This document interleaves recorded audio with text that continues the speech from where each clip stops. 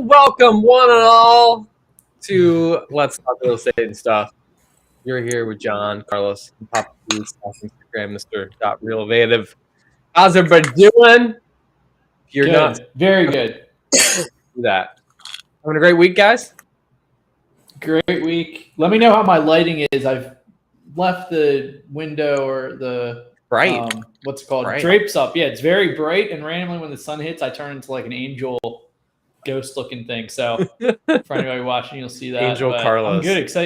Excited to talk to you guys. We missed Papa P last week. We were excited and appreciated to see Papa P on Tuesday, and excited to see him again today. But very good. Papa P's asking a question back there with his giant whiteboard. Listen, it's something I've been having debates on. Mm-hmm. Can you read it? I do believe it says the word HUDs. This HUD. Question mark. Okay. So I am eternally torn because my thing is everyone's like, oh, you got to check for HUDs. You got to check for HUDs. Well, fuck HUDs. In my mind, it's what do you mean like, check? Who's saying check for HUDs and why? So every time you see some guru try to talk shit on other gurus, they always like, oh, ask your favorite guru for HUDs, and then they post a picture of their HUD. And they're like, oh, we really do this shit. And they're like, post a picture of their HUD. No fucking shit, dude. Like, anybody can get fucking HUDs, okay? It doesn't mean you necessarily do the business. I was on a call with somebody the other day, and it's kind of where this came up. I didn't show HUDs. I have no proof of who I am. I just start talking. And I'm helping, and I'm teaching, or whatever you want to call it. And he's like, and he said something. He's like, how long have you been doing this? And I was like, I don't know, like 13 years. He goes, man, it can tell. You just carry yourself that way. And it stopped me, and that's a soft pat on my back. That was a reverse compliment. But but it made me think, because later that day I saw somebody I respect a lot, and he had posted like a picture of him closing a deal, and he's like, ask your guru to show you HUDs before you get training from them. And I didn't show any HUDs to do training. And quite frankly, I've never needed to. And so that's the question. Is like, why do we say that? I've never asked anybody for HUDs. When I go up and I talk to a buddy that I respect, right, and I have talked to, I did not gain respect for him because he showed me HUDs. I did not go and pick anybody that I've learned from and said, show me HUDs. It's almost like, it's like what he did to me. He analyzed me, figured out whether I was somebody worthy of talking or teaching or training him or giving advice, and he immediately deciphered that and said, yes, this is somebody. So why do we say this? Does that make sense where I'm going with this? It's not because I have the answer, it's that I just question it. I think I don't think there's many industries that can very easily and simply prove if that person is successful or not with a simple piece of paper. Like, I can't think of anything else where, I mean, besides outside of real estate, where Does that prove that you're successful? No, but yeah, I get what you're saying, and I'll play a little devil's advocate. I would agree with you and the person that you encountered earlier this week who was like, making a judgment based off of character.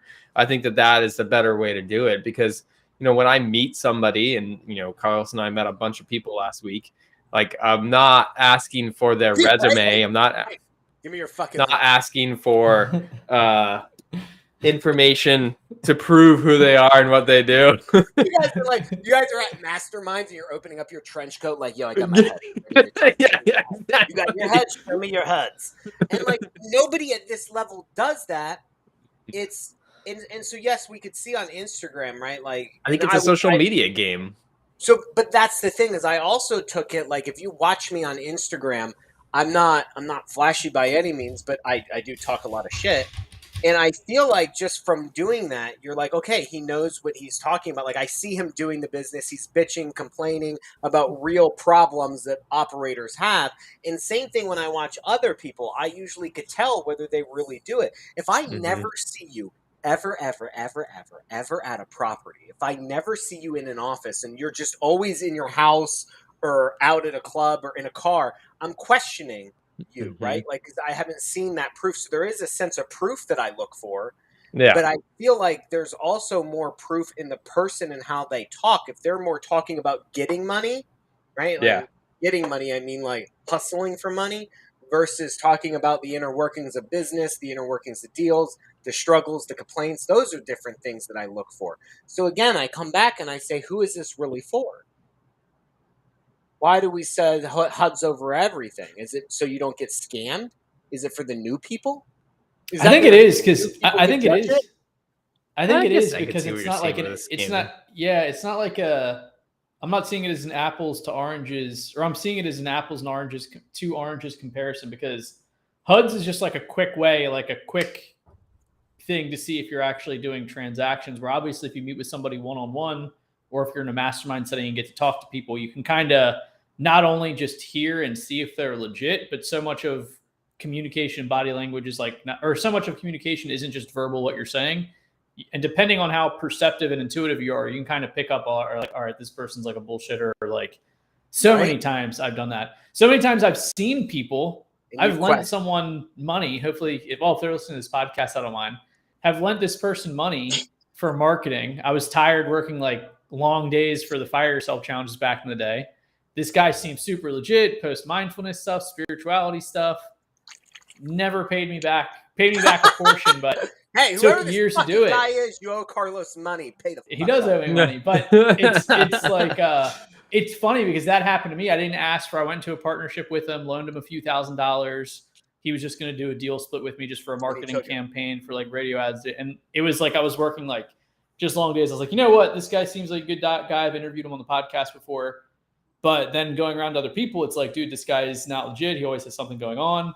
Always something going on. Yeah. So it's interesting. Like so I mean the HUD, yeah, and I mean like the HUDs thing again. We're talking about. I was going to talk about the Steve Trank show because there was a good episode I saw, but he had to do that. He put that measure in because apparently there are people that were coming on the show that were not telling the truth or not actually in the business. So it's a little bit of a verification. But listen, man, I can fake. Okay, so if I really wanted to, I could fake anything. I could forge a HUD. I could say like, and the opposite. I also have closings of deals that I am on paper not a part of. Mm-hmm. Like I was just talking to a bot. John knows I've had some issues because I gave up control of a deal. Technically, I wasn't inside. I did all the work, all this stuff. So how do you start tabulating that? Where are the rules of what you're allowed to show of what HUD versus, well, technically you're not a 50% owner of that property, so you can't do it. Or maybe you just had a handshake deal and the owning company is not yours, so you can't show that HUD. But really, you had a handshake deal because the guy who gave you money wanted it in his name while you did the work but split 50%. And I've done deals like that. So it's like you have that aspect of it, right, where you may not be able to even show HUDs for all the work you've done. And then you have the other aspect where if I really wanted to con somebody, are you telling me that there's not a way I couldn't fake that? Right, totally fake it in Photoshop. Yeah. And then, like, how deep people that give out the fake proof? Yeah, that's another point. There's even like fake proof of fund websites. I don't know what the statute of limitations is, but fake proof of funds was how I made my bones in this business. When I first learned how to like use Adobe like PDF edit, I was like, oh really? I could just add zeros to this shit? Oh, and then they're trying to match the text, and you're like white outing the number in your bank account and adding zeros. I'm like, yeah, proof of funds don't like a problem. Look at this, I got 10 mil. And that's why I think proof of funds, I love when wholesalers are like, send me your proof of funds. Like, yeah. What the fuck does that even mean, bro? Like, unless you're at my phone looking at my balance, you're not going to know shit. And half the time I'm broke anyway, so good luck trying to find the money I got. It's all in deals, right? Like, you always have your money tied up. But real operators always find ways to raise funds, make money, sell something, get money. I was watching King of Miami Real Estate, and he said that.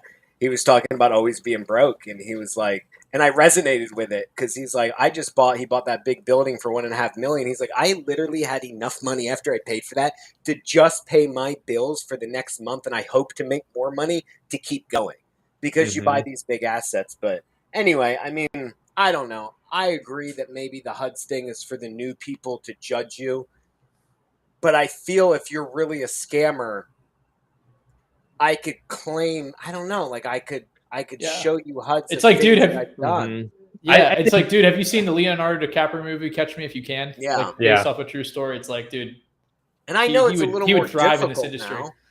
It's a little more difficult, right? Like you could check open corporates, you could check, Florida Sunbiz to see if you're really on the LLC. You could check if that property actually sold. There's ways to do it. I don't know. I think newbies are going to be scammed regardless whether they show HUD. Like they don't know what they're talking. They don't know what they're talking about. They're coming in. This person is charismatic and seems to know what they're talking about, and they're just going to go for it. I mean, I think the only way that they would not be scammed is get in a community like a Bigger Pockets or a Facebook group that has a lot of people and hear from the masses. There's a lot of scammers inside that community. Not that Bigger Pockets is bad, but it's not like they vet people to get in there. I've heard some stories about some stuff that's happened because there's, it's just another wild, wild west in there, man. I think the best thing is just word of mouth. I think that's what I was trying to say, and then you just wanted to smash on my word of mouth and on social communities. That's only because I've call up Brandon and ask who he recommends, guys. Just go to Mr. Realvic on Instagram and see what he says. I judge a person by their character. I judge it by their character, the way they do business, and not so much like I don't give a shit how much money they make. I see a lot of people make money who I think are making mistakes, but at the same time, I see people who are building a business the right way or have good character, and that's who I would rather work with. Yeah. Anyway, that was my thing. Why can't the world be easy? I like that. Yeah. I like it. Well, yeah. So last week, Carlos and I were in Phoenix, Arizona, having a great time with the Carrot team. Phenomenal retreat. I got to thinking, like, I'll share my kind of end perspectives when we get towards the end here, but I realized I hadn't traveled for work in like 4 years. Really? Just like family trips. So it was nice to get out there and have business conversations with people for however long were we there? 5 days, 6 days, Sunday to Friday, whatever that math is. Yeah, it was a really good time. A lot of great conversations around SaaS businesses, what it takes to create a SaaS business, have happy customers. Honestly, like a lot of what we were talking about is just boiling down to the state of the economy for this year. And it's like the more you listen to your customers, the more that you can help your customers, the more successful you can be, which is, I guess, true for any industry. Like same thing for wholesaling. Listen to your sellers and see what they need and solve their problems, and the more successful you will be. What do you think about the trip, Carlos? Yeah, I agree. That was kind of like the guiding theme of decision making is like in an ideal world, anything that's going on in your business, which people listening to this can parallel for doing real estate. It's like, what is going to be best for the customer? Like always try to go with that. Like always try to make that your North Star decision making actions, decisions on the business. Yeah, people first. Yeah. What's best for the customer? Obviously, if you have a product, you're not going to sell their house at a $20,000 loss for you because that's really going to help them. But a lot of other things, not that drastic, are very much more doable than you think. But trip was amazing. Yeah, awesome seeing those dudes. I've met a lot of the Carrot team before, so good to catch up with them. Food was on point. I have not eaten that much in a week in a long time. That was good, and got some good fun activities too. We got to play a little bit of golf, even though it was freezing cold, and went to a Suns Mavericks NBA game, which was fun. So it was good. I knew during the week, every day, everybody was super nice. Everybody came up to you. How's the retreat so far for you? And I'm like, it's good. When I'm back home, I'm gonna feel like it went by really quick, and that's exactly what went down. So good, but very happy to be back as well. Yeah. Welcome back, on point. That's good. Thank you. Arizona's a beautiful place to be. Nothing like Florida, though. Gotta love. Yeah. Florida. Also, I didn't mention in the pre-show, I adjusted an advanced audio setting that does noise cancellation for other things. So if trains and stuff go by, I'm going to see if you guys notice. Give me a little thumbs up or something. And I think usually there's like this just like baseline noise of your background, like cityscape that we're not hearing today. So good. Knock on wood. We'll see if it continues. Yeah. Go ahead. Yep. There you go. Oh, I was typing something. I just wanted to be the first to say that everyone's talking about ChatGPT is changing the world. I just want to say ChatGPT fucking lies and it's being controlled. I'm being serious, bro. Like, you cannot trust anything this software says. Ask it a legitimate question. Ask it. I just asked. Let's pull it up. Do you have a screen share? That'd be cool. I asked ChatGPT how much money we sent to Ukraine. It tells me it is unable to tell me that, and then gives me some bullshit speech about how helping Ukraine and blah, blah, blah, blah, blah, and all this stuff.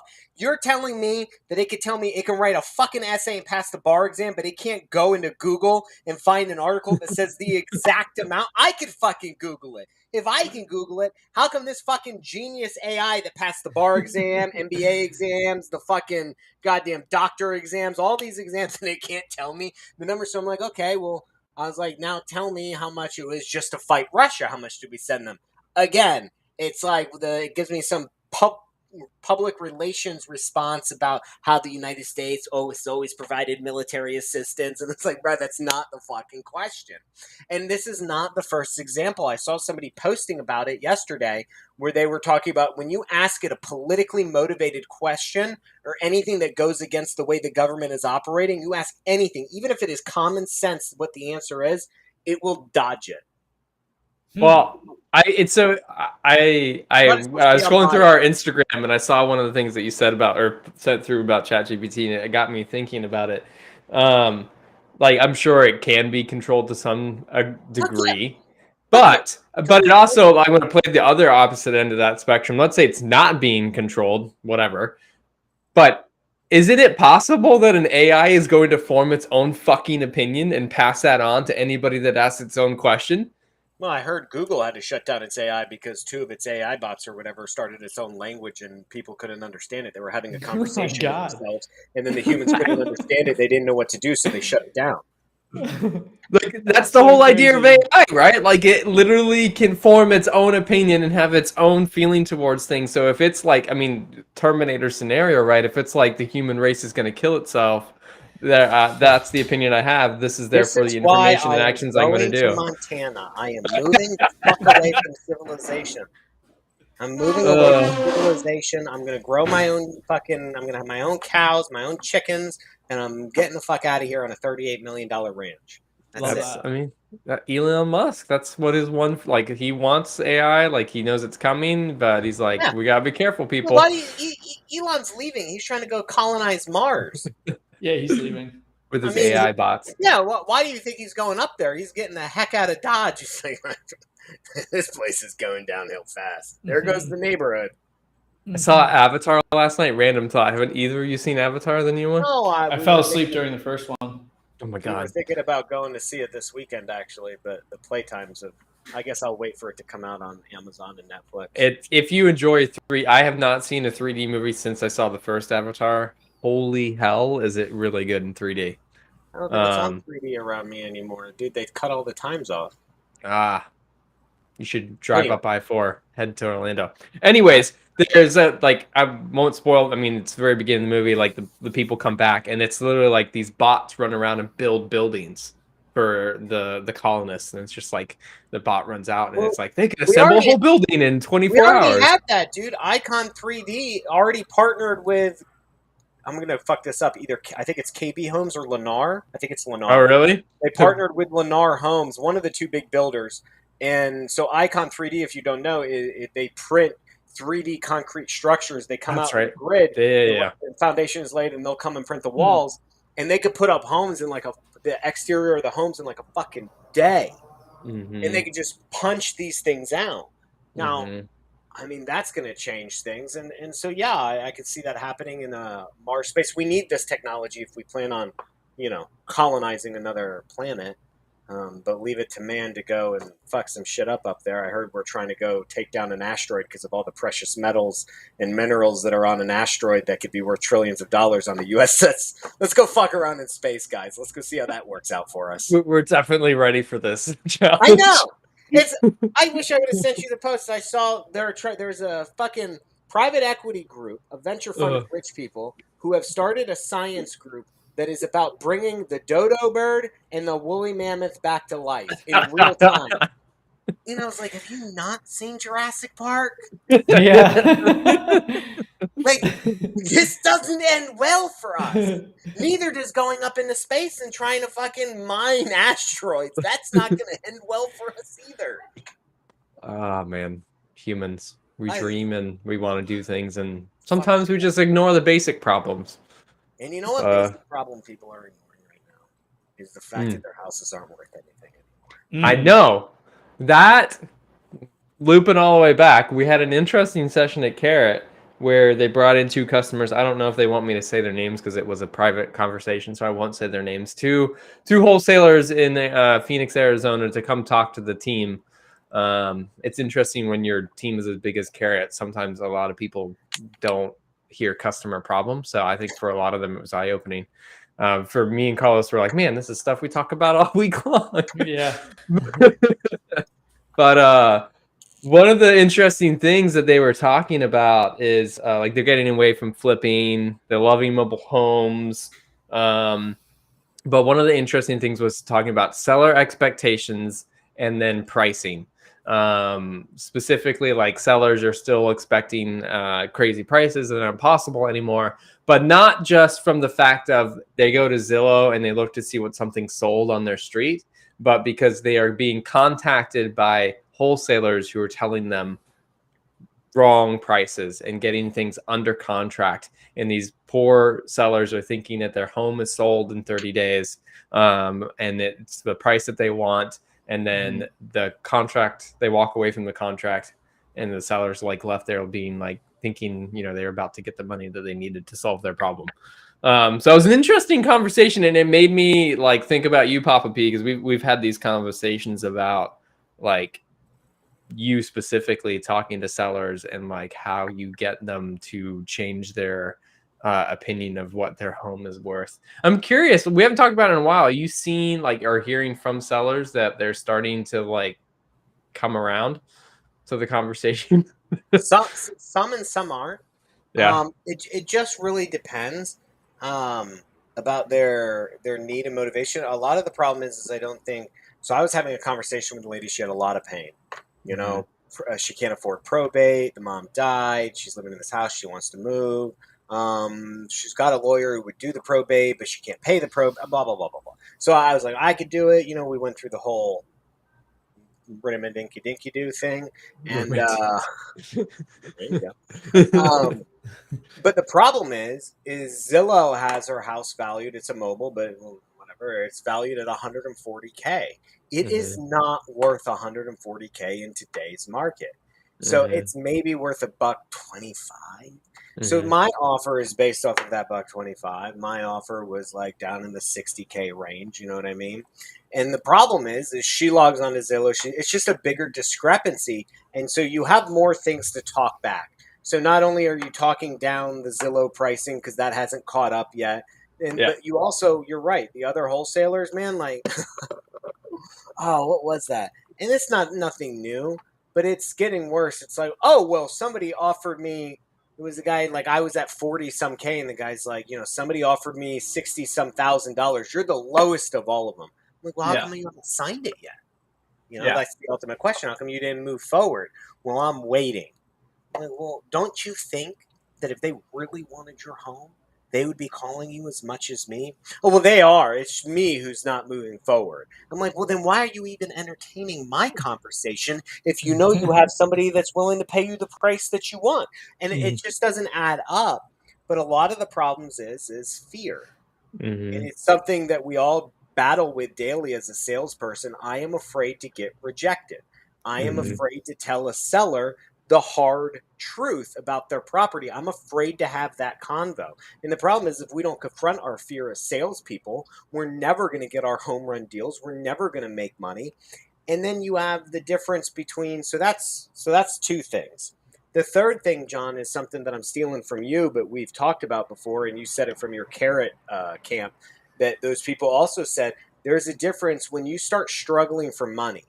What I need to keep my business afloat is a lot different than the guy who's working out of his home by himself, the solopreneur who's doing everything himself. $2,000 to him can pay his rent and his food bill for the month. $2,000 to me doesn't even cover my marketing expenses. Mm-hmm. So where he's offering more, he's eating away at the potential wholesale fee. Yeah. And I think that's a problem. We're all racing, and we used to use this term back in the day on the MLS in 2015-16. It's a race to see who's willing to work for the least amount of money. Mm-hmm. I wonder too, like, when things were great in COVID, it became more of a volume game and less of a margin game. And now we're getting back to the margin game, and people are struggling to adjust back to what that means and what that means to their sales tactics. So yes and no. So there's a couple things, right? So when we were pricing out deals before, you would have to price out, what the investor was going to use in closing costs. So when I'm making these numbers up, it varies from market to market. But let's just say you got to pay 6% in closing costs. Let's say you got to pay another 1 to 2% 6% in commissions. Let's say it's another 1 to 2% in title closing fees. And then back before COVID, you would have to factor in another 3% for buyers' closing costs. That was a very common thing from like 2012 all the way through to 2019, sellers paying buyers' closing costs. But as the market shifted, we could take that 3% of buyers' closing costs and add it back into our offer and raise our offer by another 3%. And on top of that, if we knew the house was going to appreciate another 5% over the next 30 days or 60 days while the investor was holding it, even from the time we got it under contract to the time we closed it to the time the investor was able to sell it or to finish the rehab and put it on the MLS, that 5%, 7% that it raised, because it was that crazy during COVID, we were able to grab that equity and stack that on our offer and still make the numbers make sense for the end buyer flipper, right? Mm-hmm. And so we were doing that COVID, and I don't think people even knew they were doing that, but that's how we were able to keep jacking our offers up. We were stealing from these other equity pieces that we used to account for. Mm-hmm. And now we don't have that because now buyers are coming back and they're asking for closing costs. And if you're not accounting for those extra 3%, you're going to have a problem because guess what? The flipper has to account for it. Yeah. Right? You don't get price appreciation anymore. You're fucking lucky if it stays flat. Now, there are a few markets where prices do appreciate, and there's still some markets out there. Like I know in my town, there's one neighborhood that if a house comes on the market, it's gone in a fucking day. It's the richest neighborhood. Everyone wants to live there. Mm-hmm. But you're not flipping there, okay? That's not happening. You're not flipping that. It's where all the Publix employees are. Good luck. Yeah, it actually is. Publix employees, very wealthy people. The original Publix employees. Yeah. So I am on. So this is the lake where it's at, and this is like the pocket of all the wealthy people. I am like right here, and I really want. And there's a main road right here. This is like the road. I am right here. I am like 2 blocks away from being in there, and my buddy lives right inside the neighborhood right here. And I'm like, I've talked to him like, bro, if you ever see anybody selling their home, you let me know. I want to be in this area so bad. I am what they call poor Hollingsworth. Hollingsworth is the rich area. I am in Hollingsworth, but I am in poor Hollingsworth. I am on the outskirts looking just into so the close. neighborhood. So close. I am so fucking close. And all I want to do is get into here. In there. And so I got people looking. But anyway, that's the thing is like, I think that's where it comes from. So, John, I wouldn't blame it all on, sellers' expectations and wholesalers just generally trying to offer too much. I just don't think they're adding these extra things into the formula that maybe they weren't trained on, especially if they're class of 2020. Mm-hmm. If they got into the business in 2020 and they're a class of 2020, nobody was talking about that. Yeah. Nobody was talking about these things, and if you're not educated, you don't know. Mm-hmm. Interesting. So, what do you? I mean, let's talk about that mobile home, right? So, Zillow says it's 140K. How are you getting down to 60? What resources are you using to figure out that math? So I just use my regular formulas, man. And so I think it's important. A formula will only get you so far when valuing 70% of ARV, 75. You also need to understand your exit strategy or what your buyer is willing to pay for it. because that'll also help you. Because not every buyer is going to flip it. Not every buyer is going to jack the rents up. It's just, it all depends. So on this one, I knew specifically where I could go, and I did my formula. I subtracted what I think a proper profit is, equity-wise, what I think it needed, subtracted the cost for probate out of there, and I subtracted a fee for myself. I wouldn't say I used any strict formula on that one. Typically, I use the normal formula that everybody uses: 70% times times ARV minus repairs minus my wholesale fee. It's nothing special, but I'm very strict with that. And then I make sure I'm adding back any extra things. Like if I think that the flipper's going to have problems selling it, I need a bigger discount for that. If I think the flipper's not going to have problems and it's a really hot area, I add back for that. It just depends. You got to know what your buyer is going to do with it. That always will help. I just think the most important thing you could do is not be afraid to make an insulting offer. Yeah. Anchor them. Anchor them. Anchor them 20% below what you think your max allowable offer is. 20% below what you think your max allowable offer is a great anchor. And you can kind of prep the seller. So like one of the things I always do is I try to make, it's not, I didn't invent this, but you have a common enemy, right? And so if you're doing the back office pitch, which so many people today are using the back office pitch, hey, I'm going to go to the back office. It's real easy just to say, hey, listen, our place. My God.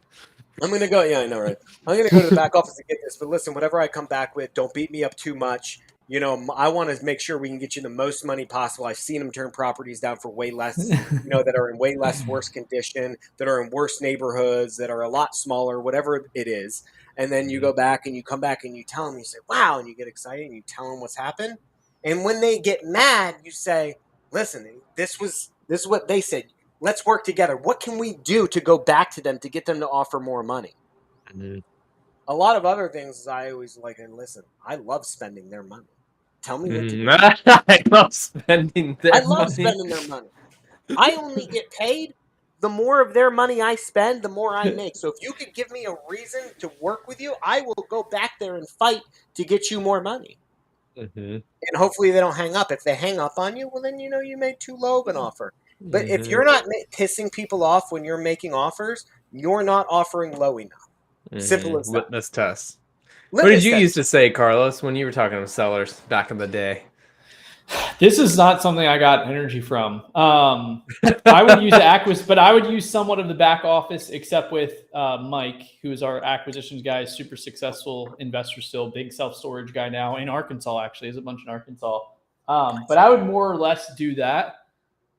If I could go back and do it, I think I would even focus on a little bit before in the qualification stage, which I feel like we talked about on this show, where when you're originally talking with them, and I did all my appointments in person, so I didn't really do a lot of negotiation over the phone. So I'd also be in like a lot of the times run down Baltimore row houses, trying not to get killed. But I would refer a lot back to my partner. I'd be like, hey, let me see. He runs the numbers, which he did, which it was truthful. I was kind of like a back office guy, especially if we were like negating down on numbers. And he was really good at he could get on with somebody and just like nail them down, like really alpha dude, which is funny to just think about it now. But I would want to focus on if I could go back during the qualification stage and kind of use the back office philosophy Papa P is doing, except talking about the property, like when you're first getting the address. And you're like, oh, well, it looks like other investors are paying about this. Like you kind of just talk about other investors, what they're buying stuff for. Yeah. I think, other investors would probably offer around this much. And maybe you do a 30%, 30% of whatever your MAO is. But, let me talk to my acquisitions guy or my, our buying or principal buyer or whoever. And then I'll see what we can come up with. So that is actually something that I would do. Not as much on the qualification side, but 100% when we're actually getting the offer finalized, I would 100% defer to Mike, our main acquisitions guy / full-time rehabber or private money lender, stuff like that. I mean, you have to be able to make disrespectful offers respectfully. Yeah. If you could do that, that's for any type of business. You're never going to know until you ask, but I've been on the phone, man. I'm on the phone a lot, and it can be a scary thing when you know you might get yelled at to make like you're walking into the fire. So a lot of salespeople, we let off the gas a little bit, because you're too afraid to get yelled at. You don't want those mean words said to you because you've been harassed and made fun of all day long by people on the phone. And now you finally got somebody. And you know what? Some of these salespeople, I've worked with people before, like even helped them. And you'll be on the phone, like no shit. You'll be on the phone dialing, dreading that somebody says, yes, they do want to hear an offer. Because it's the opposite. You would think you want somebody to say that, but after being rejected so much, if you're not trained properly and you're not confident, right, your mindset's not right, because sales is all about your mindset. If your mindset's not right and somebody does say yes, the first thing that goes through a lot of salespeople's mind is, oh shit. Now I gotta make this offer, and he's gonna be mad at me.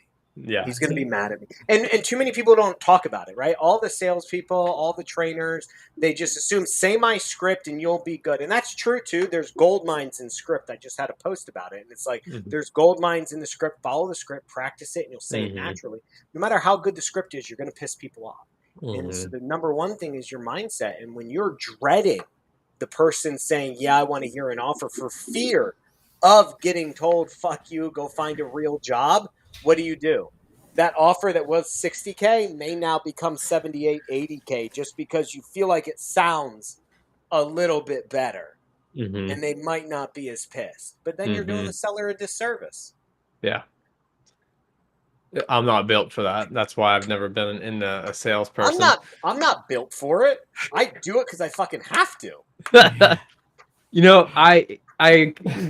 talking about that, it reminded me of Rosie. It's so funny. What's so funny? Nobody. I was thinking if someone's built for that, like just really brutally, just getting told F you all day, like you probably have some problems. I really enjoy this.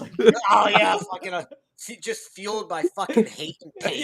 I'm like, yes, tell me, fuck myself. I will. No, man, like they say some hurtful shit. And like the other day I'm on the phone and like people are telling me I need to go get a job and how could I work for a company like this? And all I'm thinking is, fuck, it's my company. Like she was berating me. Just like the ultimate like Karen or Diane just coming at me hard, making me feel like a total piece of shit. And I'm just sitting there, and you gotta take it. You have to take it because as an agent, if you lash back, your sales manager is going to be pissed because it's your company's reputation. Now you're given like this person, you're being rude to them. Maybe you're swearing at them. You're arguing with them. You're wasting time on the phone that you shouldn't be. Yeah. And so you literally have to take the lashings. Yeah. My friend, I was going to say my friend down here, not to cut you off too hard, Papa, but he actually posted some on Facebook stories this week that I saw.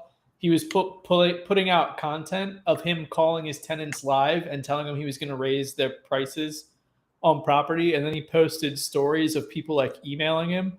And he was like, I love my fans with a heart. And it was people emailing him back that were literally like, you're the biggest effing piece of scumbag, piece of ass.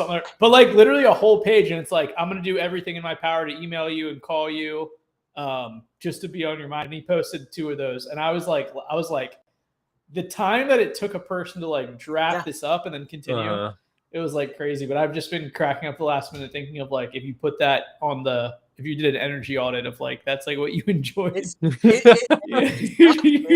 what Brittany's doing that on the tenant side, and we're getting the same thing. We're getting emails about like how heartless we are. How we're addicting some lady who hadn't paid in over a month. And then she tells us that she's not going to pay. No, she actually said, maybe I might find a way to pay you. Maybe I might find a way. And I was like, well, we will find a way. And I'm teaching Brittany because she's in charge of the parks. I don't run that side of the business. I only go out there. So she's managing everything. I'm trying to say, they will take advantage of you. They will tell you every sob story. They will yell at you. They will be mean. They're not nice. They're only nice when they want you to do a repair. Otherwise, they fucking hate you. You're the big bad wolf. But that's the thing, right? Like, you get berated on the tenant side, right? Once you own properties, you get berated on the sales side. When you're trying to generate leads, like there's no escaping. So anyone who says that real estate is easy either doesn't actually do the business or they're just trying to sell you something. Mm-hmm. Usually it's the latter. They're trying to sell you something. Mm-hmm. I don't know. Going back to my Hormozi point, like, is there a way to reframe this in your mind? So he's talking about like how to find the perfect partner, and it's like you have to go on the dates, you have to go through all the crappy people to find the one that you actually like. Is it like, can you reframe that in your mind? Like every 10 times I get yelled at, I'm gonna find that one deal that's gonna be phenomenal, and I'm gonna make a phenomenal margin. 100%. You have to. Sales is all about your mindset. I don't give a shit what anyone else says. It is all about your mindset. You have to, like, every no is one step closer to a yes. To me, it's a numbers game. I know that if I dial 3,000 people and I talk to 250 of them, I know that there's one or two in there, and that means I have to get told "fuck you" by 248 people. Do I want to? No, I'm honestly hoping they pick up the phone and like, no, I'm not interested. Thank you. Goodbye. That happens too, but the majority give me either a lecture, some type of speech, some type of swear words. They fuck with you. They waste your time only to then tell you to go fuck yourself.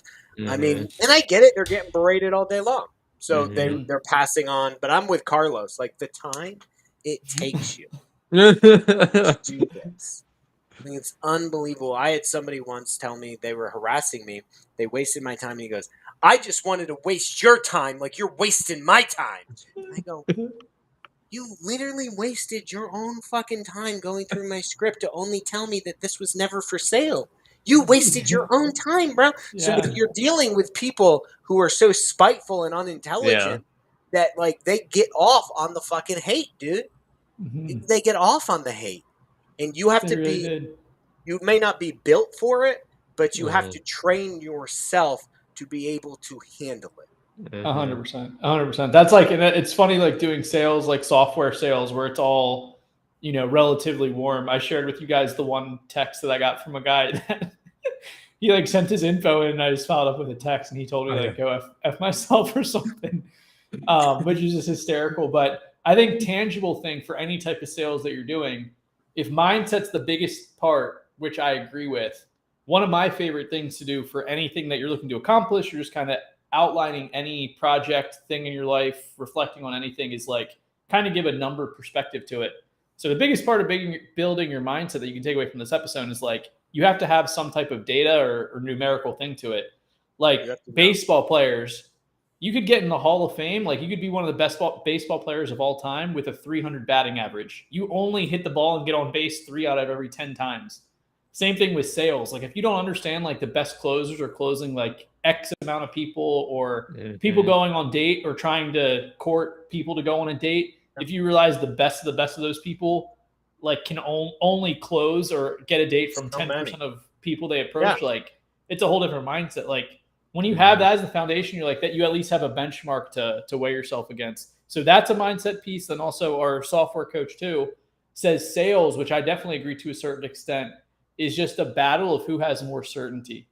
So that's why I think a big thing with sales, my two-pronged Carlos approach advice for sales here, is get relative data of benchmarks, what you can compare yourself to, and also certainty in your life, which a lot of the times, like, humans are just wired for like long-term gratification and thinking, but then also a strong-willed discipline.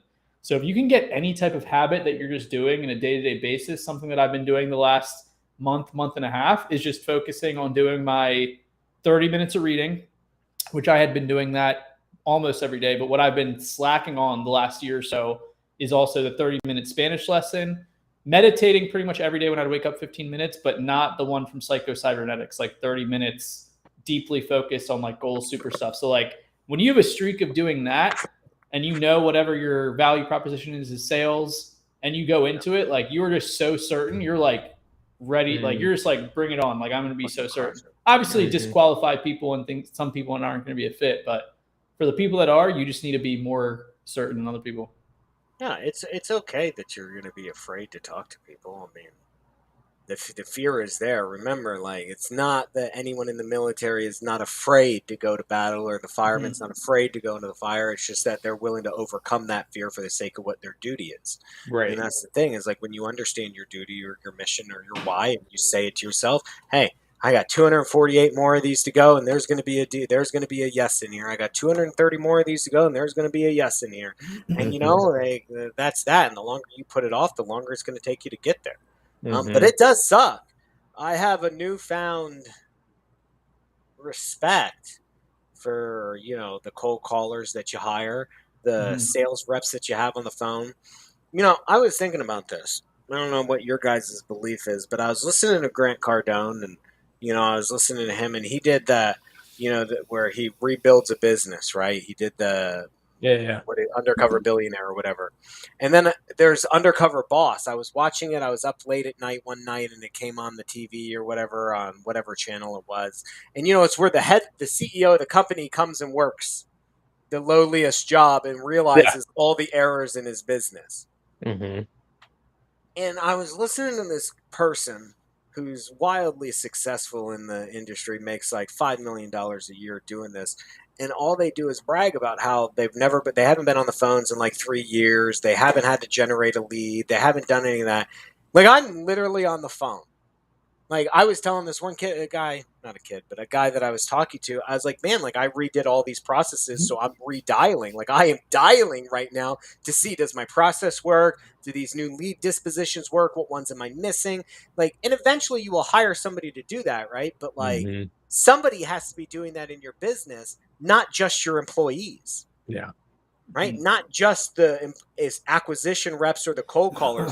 Somebody who's in charge of that department should be monthly, quarterly, annually at a minimum, hopping back on the phone and getting told, fuck you, not just for like an hour.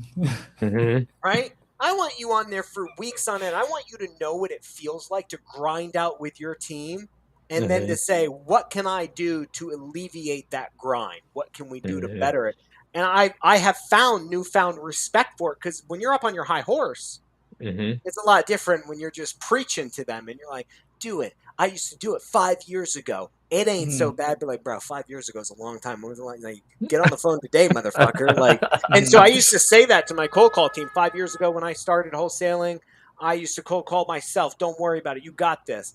Little did I fucking know they've gotten a lot meaner than 2017, 18.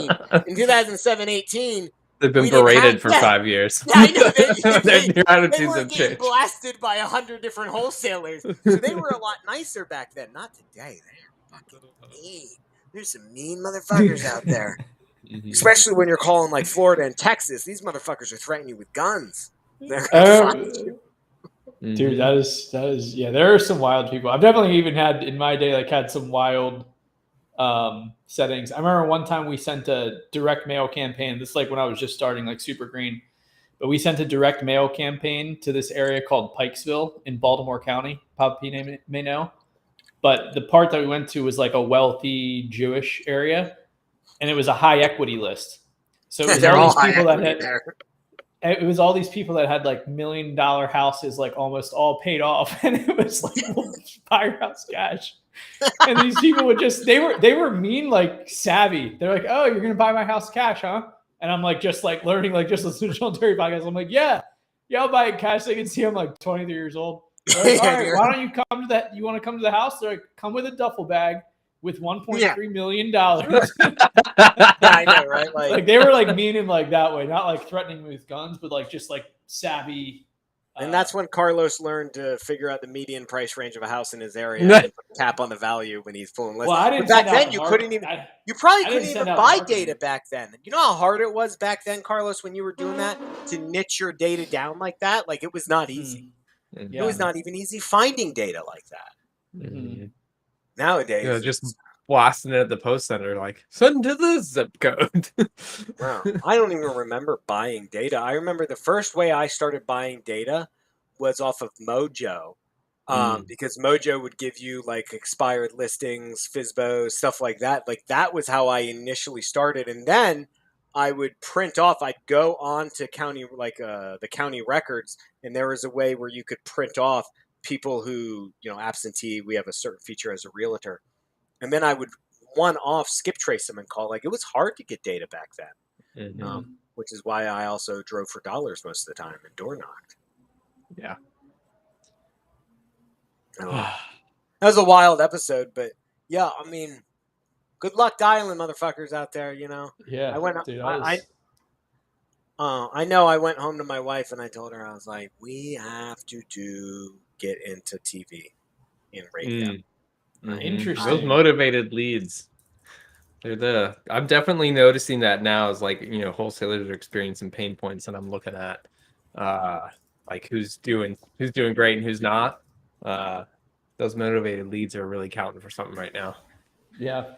And quickly on the on Papa P, talk about like owners getting back into like the acquisition seat or kind of getting back cold calling.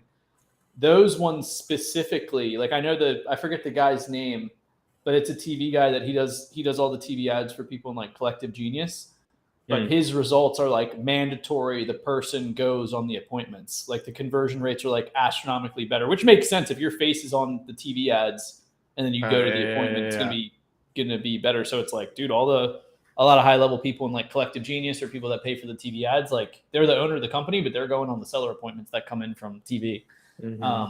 So I love that moving forward. TV ads, radio ads, everything like that. I love those. We talked about it a long time ago that like the multi-generational businesses have kind of disappeared a lot. But I remember, Brandon, you were saying like the one thing that they did really well was like their kid is about to come into business. It's like you're going to be the janitor for 2 months. Yeah. And then you'll be in customer service until they're a VP, it's like they've got 2 years of doing everything in the business. And I think you're right. Like, I mean, getting that perspective and not just for a day is super important. Okay. You're gonna do this shit, dude. You're gonna do it. I'm making my bones again, dude. It's fun. Yeah. It's not fun. I'm not gonna lie. It's not fun. It's not fun. It's fun in a sense of like I feel young again in that aspect, but it fucking sucks. After this, I'm gonna go dial again. I got more shit I gotta sort out, and you know what? That's that. I'm just gonna keep on doing it until I figure it out. Especially as John and I find new ways to make InvestorFuse better, and I have some ideas for that. And we were talking about stuff with some different dialers and everything, how to make speedy dials speedier into your IF3. And that's the thing when you come up with these ideas, you have to test them out yourself. So. Get back in your business, guys, especially now. If I was leaving you with parting wisdom, I was talking to someone, I was like, when was the last time you actually went and did their job? He's like, oh, a while. I've been in the COO role. Fuck you. Get out of the COO role. Get off your high horse. Start dialing again. And I don't mean just for an hour or 2 hours. I mean, every day, go do what they do. Go pull a list. Go fucking send out the text message campaign. Go do whatever your employees are doing and break it down and make sure going into this economy that you're operating efficiently, that you have the right process, that your script is still valid. I was changing my script yesterday while on the phone. I was like, well, that doesn't sound right. And I was editing my next version of the script because I realized it doesn't flow as much anymore in this market, and I wanted to change it a little bit. We talked about that a little bit at the Carrot Retreat, like where they're so big that a lot of people don't even talk to sellers anymore, and they're like mandatory going into this climate. Like everybody needs to go have a day in support, go hear the problems that people are having, get aligned with what is the real world daily situation. I would do it more than a day. Yeah, more than a day for sure, because I don't think you could truly experience, walk a mile in their shoes. But that's my Papa P tip of the day. Love it. Good stuff for sure. Let's get some cold calling clips clipped up. Yeah, I haven't. So I started doing that. We're trying to record myself. It's tough because you never know when one's going to be a good convo. Like, and then, so it's really tough. I hate watching those things on YouTube because it's just dead air the whole fucking time. I got a GoPro for Christmas, and it has this interesting feature where you can just have it and then you hit record and it's automatically brought in like 30 seconds beforehand. We need to figure that out for like phone call systems. You just hit record, and it's progressively recording, but deleting as you go. And then it's like the minute you hit record, it's like, oh, okay, we got 30 seconds before that. That's cool and scary at the same time, isn't it? Yeah, it's all AI. I was gonna say some AI recording.